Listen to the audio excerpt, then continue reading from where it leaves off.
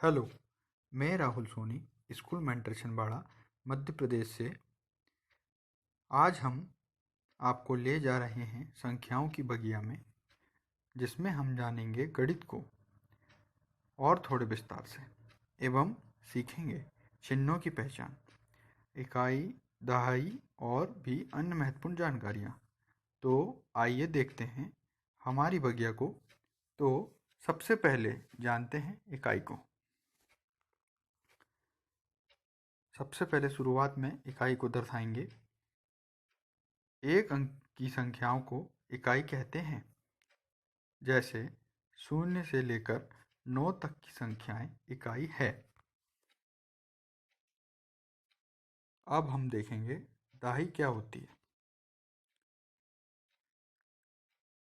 2 अंक की संख्याएं दहाई कहलाती है।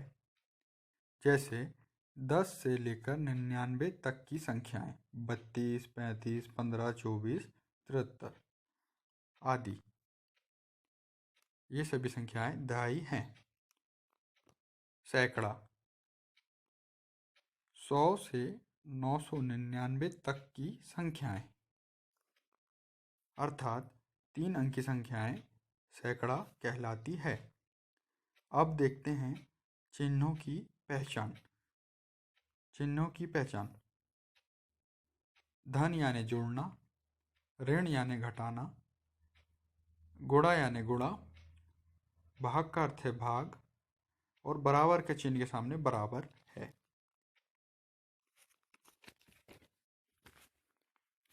यह सभी गणित के महत्वपूर्ण चिन्ह हैं जो कि छोटी कक्षाओं में काम आते हैं। इसके बाद हम देखते हैं आरोही क्रम, जिसे हम बढ़ते क्रम भी कह सकते हैं। जैसे 14, 15, 16, 17, यह सभी बढ़ते क्रम में लिखे गए हैं। एवं आरोही क्रम का उलट है अवरोही क्रम, जिसे हम घटते क्रम भी कहते हैं। जैसे उदाहरण के लिए 9, 8, 7, 6 इत्यादि। तो यह सभी अवरोही क्रम हैं। अब हम देखेंगे सम संख्याएं। 2 से भाग देने पर पूरी तरह से कटने वाली संख्याएं सम संख्याएं कहलाती है। उदाहरण 8, 6, 4, 12, 16, 18 आदि, ये सभी सम संख्याएं हैं।